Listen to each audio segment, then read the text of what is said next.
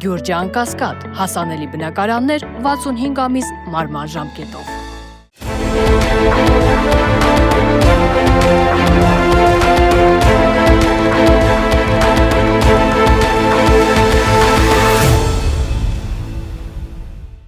Բարև ձեզ մեդիա հաբի հարգելի հետևորդներ, այսօր մեդիա անալիտիկ հաղորդման շրջանակում հյուրընկալել ենք հասարակական գործիչ Սարգիս Նիազյանին։ Բարև ձեզ, պարոն Նիազյան։ Շնորհակալ եմ մեզ հյուրընկալվելու համար։ Ես եմ շնորհակալ։ Պարոն Նիազյան, անդրադառնանք այն նոր բառապաշարին, որը ներմուծվել է մեր քաղաքական կյանք։ Ժամանակին սովորաբար քաղաքական գործիչները եթերներում կամ իրենց հրապարակային խոսքում փորձում էին կիրթ երևալ, փորձում էին գրագետ երևալ անկախ նրանց առօրյայից եւ հասարակությանը երևում էին այն դեմքով, որը որ իրենք էին նախընտրում բնականաբար, սակայն այդ նախընտրելի դեմքը լինում էր կիրթ, լինում էր քաղաքական բառապաշարին մոտիկ բառերով էին արտահայտվում, բայց հիմա մենք ականատես ենք լինում, օրինակ, որ երկրի վարչապետը ազգային ժողովում падգամավորին անվանում է համբալ։ Ձեռքով հասկացնում է, որ վզներդ կկտրեմ, կլցնեմ ԱԱԾ պատվալները։ Դրան հաջորդում է վարչապետի տիկնոջ կողմից գրառումները եւ մեր քաղաքական բառապաշարը ներմուծվում այնպիսի բառեր, ինչպիսին ոչիլն է, տխմարն է, վերջերս նաեւ խոտակեր անասունը։ Եվ հատկանշական է, որ ամենը այդպիսի նոր ալիք ստացավ այն բանից հետո, երբ ազգային ժողովում նախ մատնանշեցին, որ Փաշինյանի հռչակած այդ կոպեկ առ կոպեկ, հատիկ առ հատիկ, մեքենա առ մեքենա, այո, այդ ամենը բլեֆ է եւ իրականում ոչ մի բան առանձնապես հետ չի բերվում, երկրորդն էլ մատնանշվեց հենց իշխանության կողմից մեծ չափերի հասնող կոռուպցիոն այդ երևույթների մասին։ Հիմա ըստ ձեզ ինչ եք կարծում, այդ վիրավորական արտահայտությունները ինքնապաշտպանական բնազդ են իշխանական զույգի կողմից, քանի որ մատնանշվեց իրականությունը, թե մեսիջներ, թե սեփական թիմին, թե իրավապահ մարմիններին, որպեսզի վերջիններս ընդդիմադիրների նկատմամբ անցնեն լայնածավալ, այսպես չակերտների մեջ ասած գրոհի։ Գիտեք, եկեք սենց դիտարկենք, ձեր 2-3 ասստել կարող է տեղավորվի իրենց սպայլաձևի մեջ։ Փաշինյանը մերկ է քաղաքական առումով, ինքը բան չունի առաջարկելու ժողովրդին։ Այստեղ մի հատ այլ հանգամանք, քանի որ Փաշինյանը ակնհայտ է, որ չունի ոչ ներքին, ոչ արտաքին քաղաքական օրակարգ, ակնհայտ է, որ նրա քաղաքական արտաքին օրակարգը ամբողջովին տապալված է եւ առավել եւս ծառայում է թուրք-ադրբեջանական տանդեմին, հաշվի առնելով, որ առաջիկայում սպասում են 2026 թվականի ընտրությունները, եթե մինչ այդ արտահերթ ընտրություններ չլինեն, Փաշինյանը վերադառնում է իր այն լեքսիկոնին, որով սկսեց 2018 թվականին, այսինքն կոռուպցիա, թալան, հետ ենք բերելու, շրելու ենք, ջարդելու ենք, ծեփելու ենք պատերին, փռելու ենք ասֆալտին, բան, այդ անցումը այդ բառապաշարին, այդ լեքսիկոնին ինձ թվում է նրա միակ օրակարգն է։ Փրկողակն է միակ։ Այո, միակ փրկողակն է, որի այսօր թիրախը իմ կարծիքով լումպեն մասսան է, որովհետև այսօր միայն լումպեն մասսան կարող է տրվել այդ Փաշինյանի այդ հռետորաբանությունը,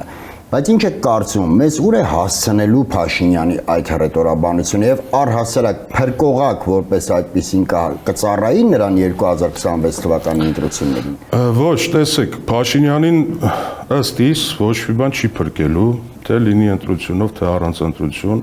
Փաշինյանի միակ հույսը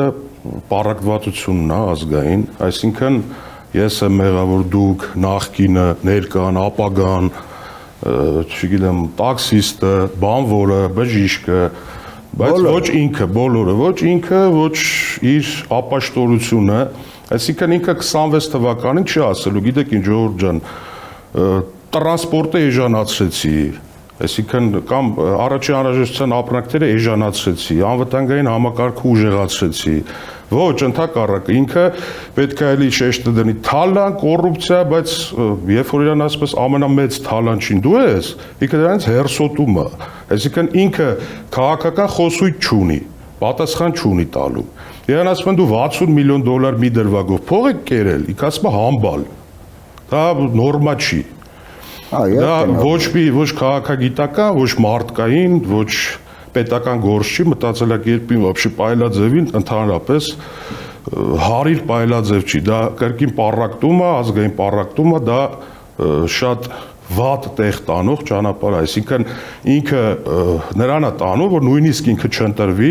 կամ վռնդվի, այսպես ասենք, ինքը քաղաքացիական պատերազմ հրահարի։ Այսինքն կամ ինքը լինի վարչապետ կամ Հայաստանը վարչապետ։ Կամ Հայաստանում նույն տերմինոլոգիա, արյան գետեր հոսեն։ Այսինքն ինքը պատրաստ է ամեն ինչի։ Դուք երբևէ հիշում եք ազգային ժողովում որևիցե պաշտոնյա նման բառապաշարով խոսա։ Նամանավանդ երկրի ղեկավարը։ Այդպիսի բան չի եղել։ Կես, առհասարակ չեմ հիշում նաև, որ Հայաստանի Հանրապետության ազգային ժողովի նախագահը օրինակ թքի քաղաքացու վրա, ինչ այդ թիկնապահներին հրամայի որպեսզի նրա ձեռքերը ոլորեն եւ թքի քաղաքացու վրա։ Ես մինչ այդ չեմ տեսել, որ ընդդիմադիր գործիչը գնա ազգային ժողով եւ ազգային ժողովի իշխանական պատգամավորը նրան սպառնա, որ լեզուդ կկտրեմ, չգիտեմ, գլուխդ կպոկեմ եւ այլն։ Հիմա, բայց երբ որ ընդդիմադիր որևէ գործիչ թույլ է տալիս քննադատության իրենց պատկերացումներում քննադատության, ասենք փոքրինչ մեծ չափաբաժին, որից իրենք սպառնալիք են տենում կամ համենայն դեպս որից վիրավորվում են, ապա միանգամից դրան հաջորդում է իրավապահ մարմինների կողմից բռնաճնշումները։ Իմ պատկերացմամբ Նիկոլ Փաշինյանի նպատակը գնալ ոչ միայն բռնապետական կարգերի ամբողջական հաստատմանը, այլ նաև ֆաշիզմի, որովհետև իրական Հայաստան գաղափարախոսությունը Նիկոլ Փաշինյանը, որը ցանկանում է հրամցնել հանրությանը, բացի դրանից նա այդ իրական գաղափարախոսության ուզում է տալ սահմանադրական ուժ, այսինքն ստացվում է, որ այսուհետ բոլոր նրանք Աստված մի արասե թե սահմանադրական փոփոխություններով այո ասվի Նիկոլ Փաշինյանի սահմանադրությանը, ստացվում է ես եւ դուք եթե հանգարց փորձենք ընդդիմանալ ոչ թե սահմանադրությանը, այլ Նիկոլ Փաշինյանի մտքերին կդառնանք արդեն սահմանադրախախտ, որովհետեւ նա իր մտքերին տալիս է սահմանադրական ուժ։ Կարծեմ դա ֆաշիզմի վառ դրսևորում է։ Տեսեք, դա ոչ միայն ֆաշիզմի վառ դրսևորում, այլ նաև ինքը իր մտքերին չի տալիս, իրան ինչ հանձնարարում է Ալիևը, այսինքն ինքը դրոշակ է վերցրել ինքնիշխանությունը, բայց իրեն թելադրում է Ալիևը։ Դուք մեդիային հետևում եք, Ալիևը հայտարարում է, այսինքն սահմանադրություն դու պետք է փոխես, ինքը գալիս է այստեղ հաթաթայա տալիս, այնտեղ չի պատասխանում, ասում մենք սահմանադրություն պետք է փոխենք։ Ինչ է նշանակում իրական Հայաստան։ Ընդհանրապես պետությունները պահվում են եւ գոյատևում են հայրենասիրության շնորհիվ։ Դու պետք է բարձր սանդղակը վերցնես, որ մինիմալին հասնես։ Այսինքն մենք միշտ գնացել ենք այն գաղափարով, որ մի կողմից Թուրքիային զսպենք, հարվածենք ցեղասպանության ճանաչման մեր թեզերով, միջազգային տարբեր ատյաններում, որ նա ետ պահի իրեն Արցախյան խնդրից, այսինքն զսպողակ է եղել։ Մյուս կողմից մենք Արցախն ենք պահել։ Իսկ հիմա սա ցեղասպանության ինքը ամենա համար մեկ ժխտողն է։ Ձեզ սենց ասեմ, ես օրինակ շատ կուզենայի Ադրբեջանը եւ Թուրքիան, որպես մեզ թշնամի պետություններ, Նիկոլի նման ղեկավար ունենային։ Դա հեքիաթային կլիներ։ Պատկերացնում եք, մեզ համար նվեր կլիներ։ Այս մարդուն ասում են Նիկոլը իրանց նվերն է։ Նիկոլը իրանց նվերն է, Նիկոլը ներքին այդ քանդման իրանց օղակն է, Նիկոլը թշնամակ տարածող է, Նիկոլը լավ վերցնենք շատ մարդ հայրենասիրությունից այդքան էլ չի հասկանում։ Ասում եմ առօրյան, չէ, ապահով ենք, հանապազորահացի խնդիր ունի։ Նիկոլը այդ մարդկանց գրպանն է արդեն մտնում։ Այսինքն գույքահարկը 1000%-ով թանկացրել է ու գույքահարկի վրա տոկոս է ֆռասնում։ Կներեք այս արտահայտության համար։ Եթե ես իմ վրա օրինակ բերեմ, եթե ավտոտնակին 5000 դրամ տարեկան պետք է վճարեի, եւ 3-4 տարի կարող եմ մոռանայի վճարեի, մի օր համատիրության նախագահական մեկը զանգեր, ասել մոռացել ես, տանի վճարեի։ Հիմա դա սարքել են 50-ից 60000 դրամ։ Եվ եթե դու չես վճարում նշված օրը 0.16% տոկոս է դնում, պատկերացնում եք, դա ամիսը 5% է անում, տարին 60%։ Ամենաթանկ վարկ տվող բանկից, վարկային կազմակերպությունից ավելի կոպիտ ձևով տերորա, ֆինանսական տերորա սոցիալական իրականացնում իր հայրենակիցների նկատմամբ ու այդ տարվա բյուջեը ավելացել։ Դա նոնսենս է։ Նիկոլի 7 միլիարդ պարտք է կուտակել, չստեղծելով ոչ մի արժեք 7 տարվա մեջ։ 3 ղեկավար ենք ունեցել, իրենց օրոք 6 միլիարդ 600 միլիոն էր 30 տարվա մեջ, բայց հələ տեսեք ինչքան գործ է արվել։ Իսկ 7 տարվա մեջ դու 7 միլիարդ պարկ կուտակում ես ու ոչ մի արժեք չես ստեղծում։ Ասում եմ մենք տնտեսությունը կհիշեք, որ նոր էր ընտրվել, նոր էր դեմագոգիայով զբաղվում, հիշում եմ այդ գործարան տարանցույց տվեցի, որ տեխնիկայի գործարան ենք բացում։ Ֆուտլյարները դրել էին, չէ՞։ Հետո եթե հավաքեցին, բայց անունը մնաց բան ենք մենք ստեղծել, տեխնիկայի գործարան։ Նույնը տեսեք, այս ասֆալտները, որ ասպա ասֆալտ եմ անում։ Ուրեմն մեկ ֆիրմայից լրատվականներում գրված էր 343 միլիոն դոլարի մենակ տենդեր են շահել։ Եվ դա Էլիաս լրատվականների Ալեն Սիմոնյանի եղբոր կազմակերպությունն է։ Հələ տեսեք ինչ աստղաբաշխական թվեր են։ Նիկոլա ազգային ժողովում խոսում է 10 գույք սա ունի, 5 գույք սա ունի, Range Rover եմ հետ բերել, իշխում է $10,000, բայց իրան հարց են տալի 60 միլիոն դոլար, 24 միլիարդ դրամ մի դրվագով։ Դու ինչ ես արել։ Ասում եմ վիզիտ կկտրեմ համբալ։ 60 միլիոն դոլարը պատկերացնում եք, դա քանի անշարժ գույք է։ Եթե Երևանում դիտարկենք, ես Երևանի մասին խոսեմ։ Այսինքն նորմալ թաղամասում $100,000 դու կարող ես 3 սենյականոց բնակարան վերանորոգված գնել, ճիշտ է։ 600 այդպիսի բնակարան մի դրվագով։ Բայց ինքը 7 տարի տենց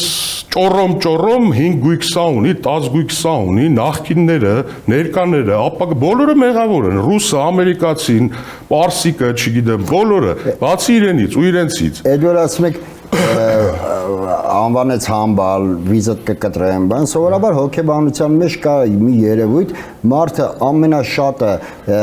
ափերից դուրս է գալիս, համբերությունը կորցնում է այն դեպքում, երբ որ իրեն ուղղված քննադատության մեջ կա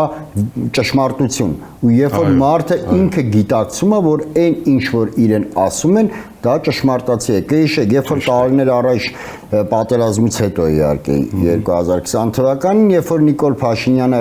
այցելեց Սյունիք, այնտեղ նրան սյունյաց ողջուններ հղեցին, նա այդքան չվիրավորվեց այդ ողջուններից, ինչքան նրանից, երբ իրեն անվանեցին դավաճան, եւ նա արձագանքեց միայն այդ դավաճան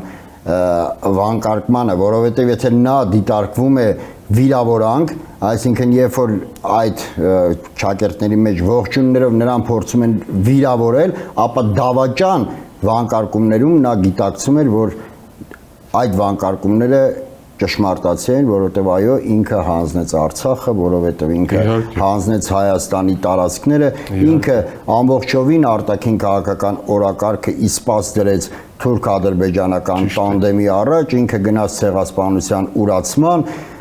եւ ստեղծեց մի արժեք, որ ասում եք ընդհանրապես արժեք չի ստեղծել, չէ, մի արժեք ստեղծեց այստեղ հաց, այստեղ կաց։ Դա իր միակ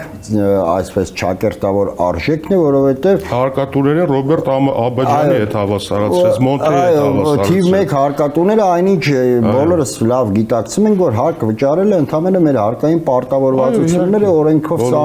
սահմանված, որից խուսափելը առաջացնում է վարչական եւ քրեական պատասխանատվություն։ Այսինքն, երբ որ դու կատարում ես օրենքով սահմանված քո պարտականությունը, դա հերոսություն չի, հերոսությունը ենթադրում է ինքնազոհություն, հերոսությունը գիտակցված հանուն հայրենիքի, հանուն ազգի եւ այլն, բայց վերադառնանք այստեղ հաց, այստեղ կացին, նա դրանով կարծում եմ փորձում է այս հասարակությանը զրկել արժեքներից, զրկել երազանքներից, իղձերից,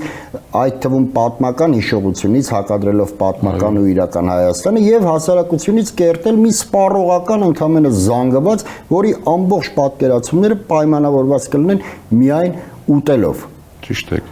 Եվ թերևս հենց այդ համատեքստում էլ կարող ենք դիտարկել նաև այն, որ նա կատարում է բոլոր պահանջները, որը ինչպես դուք ասացիք, Ալիևը հրամցնում է իրեն։ Սակայն կա ռեզինը, որքան որ ձգում ես, այն մի օր պետք է կտրվի։ Ինչ եք կարծում, որտեղ է կտրվելու այդ ռեզինը։ Այդ անդադար պահանջների կատարումը ի վերջո բերելու է մի այնպիսի գծի, որ Նիկոլ Փաշինյանը նույնիսկ եթե շատ էլ ուզենա, չկարողանա այդ պահանջը կատարել։ Չէ, կարծում նման օր կգա։ Ինչն էլ իր հերթին կբերի պատերազմի, որտեղ ակնհայտ է, որ Ադրբեջանը խաղաղության պայմանագիր չի ցանկանում կնքել, որը այդքան աղերսում է Նիկոլ Փաշինյանը, որպեսզի ընտրությունների ժամանակ բացի այդ թալանբան իր այդ ռետորաբանությունից նաև հանրությանը ցույց տա այդ տխմար թղթի կտորը, որը ինքն իրենով ոչ մի բան չի ասելու։ Այո, շատ ճիշտ եք, տեսեք, Տիրանայում կայացած նախ Մոսկվայի խայտարակայցը, դուք տեսաք մի կողմ նստածրած իրան, Չինաստանի նախագահը եկավ, նույնիսկ չբարևեց, ինչ որ տարօրինակ գլխարկով, որ հիմա մանդարին ծախողները չեն դնում, չնայած բոլոր աշխատավորներին ես շատ եմ հարգում, այդ տարօրինակ արտաքինով, շարժու ձևով, մի խոսքով շատ խայտարակ իրավիճակ էր։ Հետո Տիրանայում դուք տեսաք ինչ նվաստացուցիչ վերաբերմունք ցուցաբերեցին իր հանդեպ, այսինքն ինքը Ալիևի հետ ինչ ունի քննարկելու, որ գնում ասում է խնդրում աղերսում եմ, այդ սուրճ խմենք, նա էլ ասում է սպասի։ Նստած, այնց հաղթածի նման նստած, սա էլի գիքորի պես նստած աթոռին, բնականաբար ինչ-որ մի թղթի կտոր աղերսում իր գործատուներից, որ բերի էլի հրամցնի պես խեղճու կրակ արունական ժողովրդին, որ տեսեք խաղաղություն են բերել։ Գիտեք, շատ ժամանակ ես ժողովրդին չեմ մեղադրում, որովհետև ես էլ եմ ծնող, դուք էլ եք ծնող, հասկանում են, ասենք ասում են խաղաղություն լինի, երեխաս չգնա զոհվի, խաղաղություն լինի, գոնե ինչ-որ տնտեսական աճ կլինի, սենց մտքեր է իրանց ծագում, այս մտքերով մոլորեցնում են ժողովրդին։ Օրինակ ցանկացած Արցախցու հետ շփվեք, խոսեցեք, կտեսնեք, որ ոչ մեկի մտքով չի անցել, որ թուրքը օրից մի օր կհայտվի Ստեփանակերտում։ Հիմա նույն կերպ է ժողովրդի թուրքն էլ չէր պատկերացնում։ Այո, թուրքն չէր պատկերացնում։ Հիմա նույն կերպ այս ժողովրդի մեր նույն անգամ նաև Երևանցու մտքով չի անցնում, որ մի օր թուրքը կգա իր դուռը։ Եվ դա Ալիևը հստակ հայտարարում է։ Դա ներս չի մեկ մեզանից բաներ ենք հորինում։ Տեսեք, անվտանգային դոկտրինը Իրանից ինչ է ներկայացնում։ Երկրի ղեկավարությունը անվտանգության խորհրդում հաստատվում է դոկտրինը ըստ շերտերի։ Ռազմական դոկտրին, կրթական դոկտրին, չգիտեմ, գիտական, անվտանգային դոկտրին ընդհանուր եւ այդ դոկտրինները արտաքին դոկտրին իջացվում է համապատասխան գերատեսչություններին, որոնք սկսում են իրականացնել կամաց ըստ ոլորտների։ Մեր դոկտրինը իմ համար արդեն պարզ է, որ իրանք չեն մատնանշել թշնամիներ, իրանք չեն մատնանշել ռազմական դոկտրին, դիմակայելու դոկտրին, ասենք այդ 120-130 միլիոնանոց մոնստր միավորի թուրք-ադրբեջանական, էլի,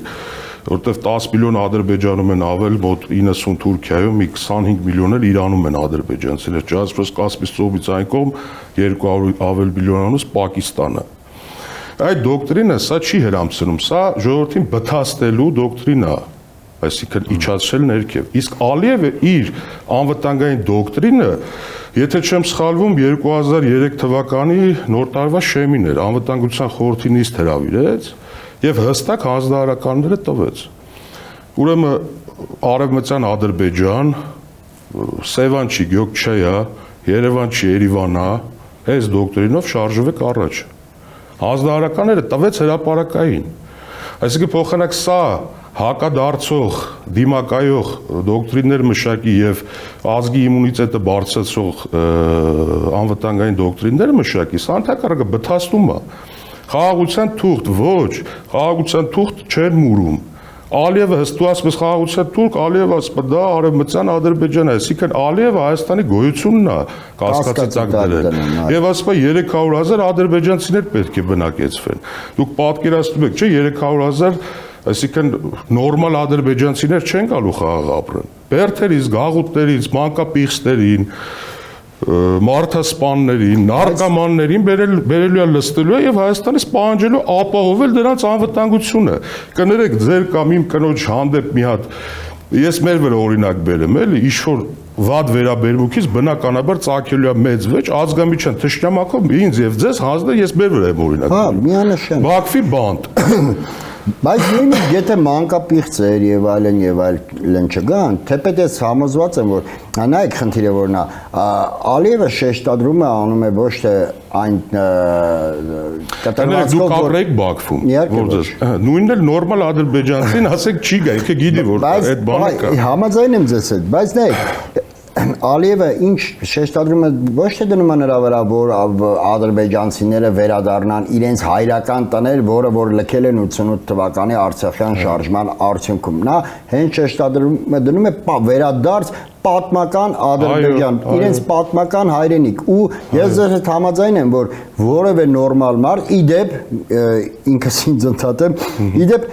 մեր իշխանությունների կողմից արդեն կան ակնարկներ, որ իրենք համաձայն են այդ պայմանին, իհարկե ուղիղ տեքստով դա չի ասվում, սակայն տարբեր տրամաչափի падգամավորների իշխանական շուրթերով հնչում է այն թեզը, որ հայերն էլ կարող են վերադառնալ իրենց, ասենք, հայրական տներ, սակայն որևէ ողջամիտ մարդ չես գտնի, որը կցանկանա վերադառնալ ապրելու Բաքվում կամ Սումգայիթում, որտեղ որ ապրել են ենթադրենք իրենց հայրերը կամ Իրանքը չէր ասում Արևելյան Հայաստան վերադառնա, ոնց որ ադրբեջանցիներն իսկ արևմտյան Ադրբեջան այդ ողբերգական մեզ համար այդ գաղափարախոսության իրագործման դեպքում իմ կարծիքով Հայաստանը շատ արագ կկանգնի հայաթափման եզրին եւ այստեղ ազգաբնակչության տոկոսային հարաբերությունները շատ արագ կփոխվի, ինչը կնշանակի Հայաստանի ավարտ, ինչին էլ ձգտում են Ալիևն ու Էրդողանը, որովհետեւ այս վերջերս Էրդողանը Հունգարիայում թուրքական պետությունների ոչ պաշտոնական գագաթնաժողովի ժամանակ ասաց, որ հայ-ադրբեջանական հարաբերությունների կարգավորումը նոր հնարավորություններ է բացելու թուրքական աշխարհին։ Դա վերաբերում է ուղիղ պանթուրանական գաղափարախոսությանը, որովհետև Հայաստանը այն միակ օղակն է, որը կանգնած է այդ պանթուրանական գաղափարախոսության հենց կոկորդին, ինչին իդեպ տուրք է տալիս հենց Նիկոլ Փաշինյանը։ Ճիշտ է։ Բայց մի հատ անցում անենք Մեկ բառով սա ասեմ, նույնիսկ այդ իրենց ասած միջանցքը, տեսեք դուք լավ եք հիշում, երբ Լաչինի միջանցքը փակվեց, ինչ տեղի ունեցավ։ Այսինքն Արցախը մի տարվա մեջ հյուծվեց, ուրիշ ճանապարհ չուներ։ Այո, ամբողջովին շրջափակվեց, բռնած ռազմամթերքից մինչև սննդամթերք չէր մտում։ Ամբողջովին հյուծվեց եւ մի օրում մտան վերցրեցին։ Այս ճանապարհները նույն ձև վերցնելու են արտաքին աշխարհից կտրեն, գիտեք, իշքա մենք չենք կարող մեղադրել Պարսկաստանին կամ Վրաստանին, Վրաստանի հետ կարան պայմանավորվեն, դու էլ չթողես ինչ-որ բան մտնի, հասկանում եք, մեծ ուժեղ պետություններ են արդեն։ Այս ճանապարհը փակեն, մեզ էլ հյուծեն, 6 ամիս, մի տարի հետո մտնեն, կներեք արտահայտությանը ստան գլխներից վերջանա գնա։ Եվ ունեցել չի, որ տես կանանք մենք շատ գլոբալ ասենք այդ ճանապարհը, դա պանթուրքական շատ հազարամյակների, հարյուրամյակների ճանապարհ է գծած, բայց որ Թուրքի ձեռը շանս ընկավ մեզ կոտորելու, հավատացեք դրա ձեռքը չի դողնա։ Կամ Նիկոլ Փաշինյան, դու գալիս ես այդտեղ քո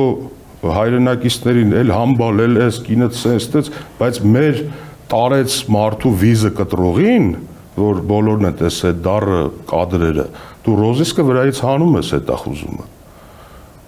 Դուք տեսել եք այդ կադրերը։ Դու ռոզիսկը հանում ես վրայից։ Այսինքն դու ներսում եկել ես առյուծ ես կտրում KGB-ի պատվալներ, բա որ ինչ անես։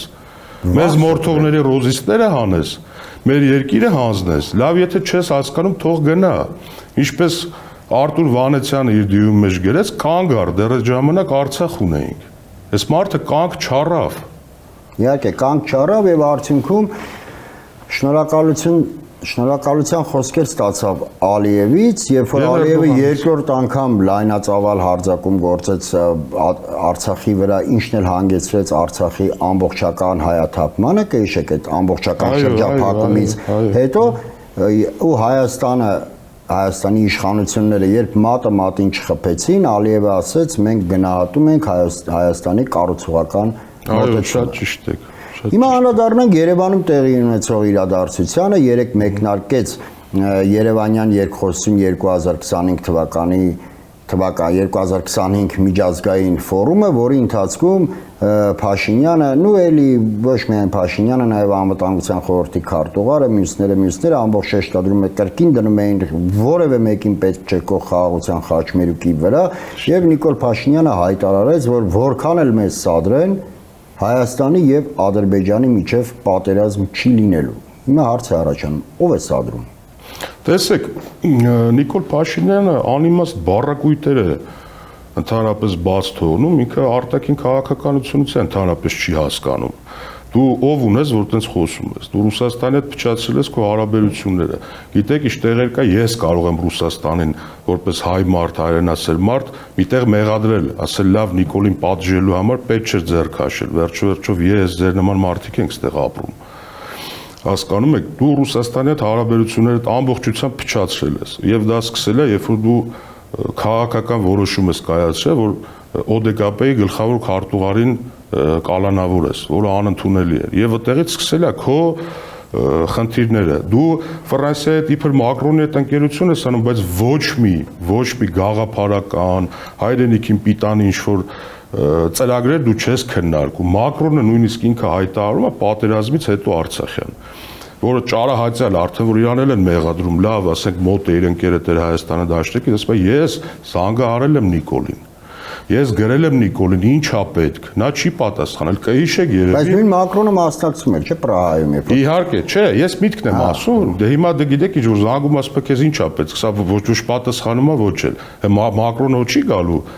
կներեք էլի իր տեղը կռվի։ Ես մտածում եմ Պուտինը ոչ չի գալու իր տեղը։ Ռուսաստանին նկատի ունել ասում սադրում են, որքան էլ որ սադրեն։ Չէ, տեսեք, ինքը բառակույտերը, ինքը նույն ասենք ռուսական լրագրողը, որ իրան հարցնա կամ իրակ լրագրողին կարող է վաղը զարթնի, ասի հարց տուր, ասի դու էդ ինչ ձև ես խոսում տես գերտերության մասին, նա մեր դաշնակիցն է։ Այսինքն ինքը որ շատ կներեք, էլի ժուլիկի հոգեբանությունը դեմագոգիա որ ունի, ինքը գիտի մեծ խաղացողների հետ է կարա խաղա։ Գնա անդե խափի, գաստե մի հատ գովա, հետո անդե ուրիշ բան ասի, ստեղ ուրիշ բան ասի, ստեղ, չգիտեմ, Եվրոն ինտեգրման ինչ-որ միֆ են մոգոնել իրենցից։ Նույն խոսենք Պարսկաստանի մասին։ Պատերազմից հետո էլի արտաքին մեծ մեր տարածաշրջանի խաղացողներից մեկն է, չէ՞։ Դուք էլ եւ լրատվականներով եւ ինֆորմացիայով տեղեկատվություն կար, որ 10 բարձրաստիճան զինվորական է եկել այստեղ, որպեսզի իրենց օգնությունը առաջարկեն, իրենց աջակցությունը առաջարկեն Հայաստանին։ Կրկին իգնոր, չի ընդունել։ Նույն Ամերիկա ինքը գնաց Միացյալ Նահանգներ, Թրամփը իրեն չընդունեց։ Ալիևը շատ հանգիստ կարա շփվի Թրամփի հետ, չէր իր գործընկեր Նեթանյահուի։ Կարող է զանգահարել, Թրամփը համարում է Իսրայելին համարում եք դաշնակից, Ադրբեջանը կարող է Նեթանյահուի հետ շփվի շատ հանգիստ, Ադրբեջանի հարցերը գցի տեղը, դու ով ունես։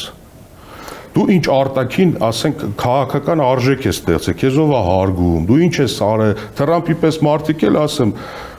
չեն սիրում իրենց երկիրը դավաճանած, կազած, նրանք սիրում են ուժեղ մարդիկ, սիրում են իրենց երկրին նվիրված մարդկանց, ոչ թե իրանց ասած այդ դեմոկրատիա, ես չգիտեմ, դեմոկրատիան տենց չի լինում։ Այնուամենայնիվ ինձ թվում է, որ Նիկոլ Փաշինյանի այդ արտահայտությունը, որ որքան էլ սադրեն Հայաստանի ու Ադրբեջանի միջև պատերազմ չի լինելու, նա ուներ երկու նպատակ, երկու թիրախ իմ կարծիքով։ Առաջինը Ռուսաստանն էր, որովհետև հաշվի առնելով, որ այս պահին սրվում են հարաբերությունները Ադրբեջանի եւ Ռուսաստանի մեջ, կարծում եմ այդ սադրողը նա նկատի ուներ հենց Ռուսաստանին, որովհետև Լավրովի վերջին այցի ժամանակ Երևան Լավրովը ուղիղ խոսքով մեղադրեց Նիկոլ Փաշինյանին Արցախը Ադրբեջանի կազմում ճանաչելու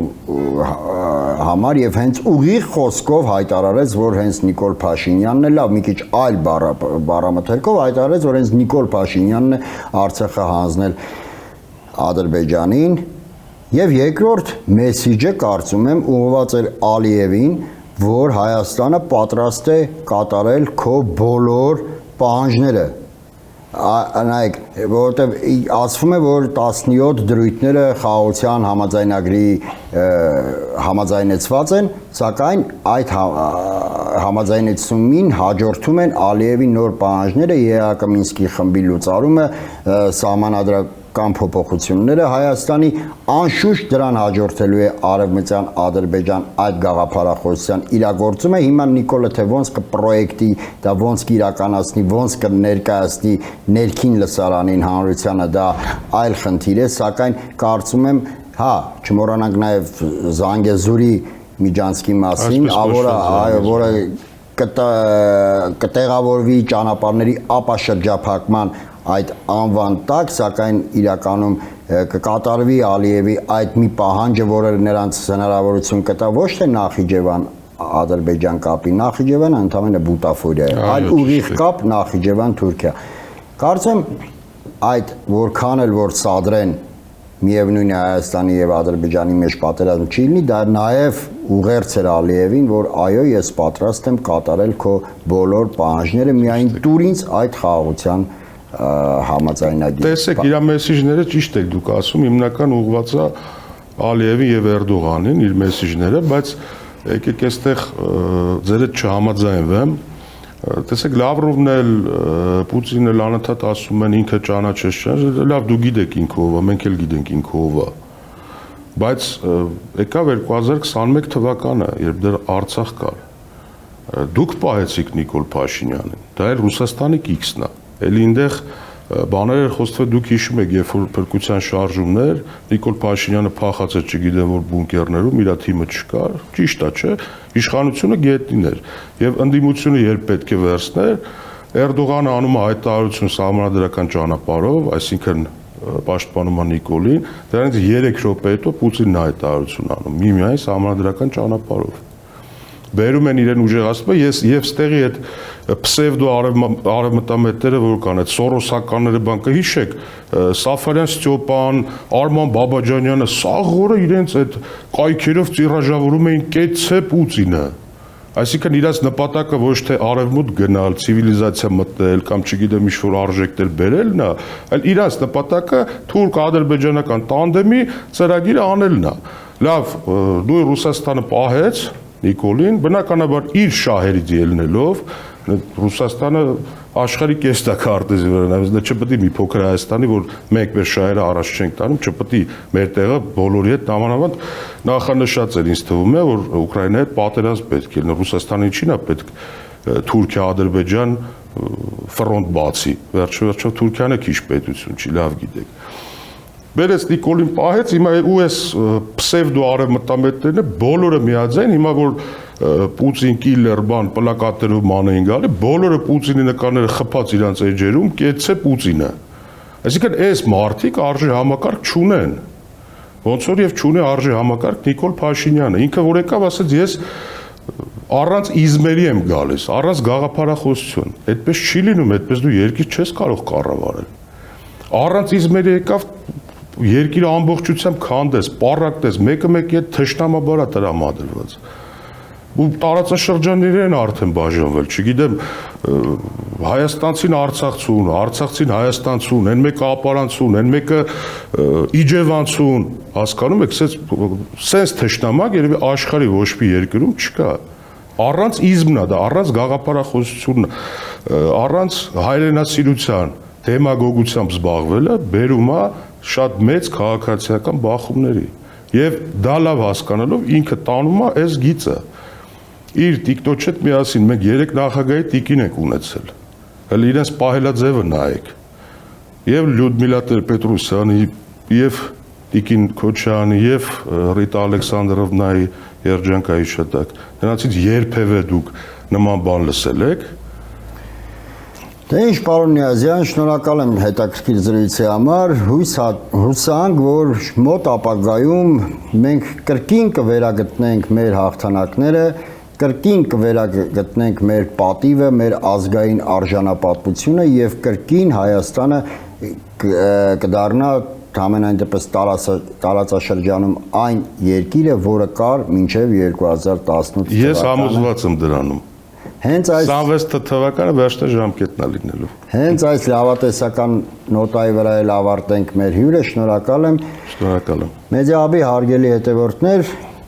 զրուցեցինք հասարակական գործիչ Սարգիս Նիազյանի հետ, այսօր այսքանը, շնորհակալ եմ, կհանդիպենք։ Գյուրջան Կասկադ, հասանելի բնակարաններ 65 ամիս մարման ժամկետով։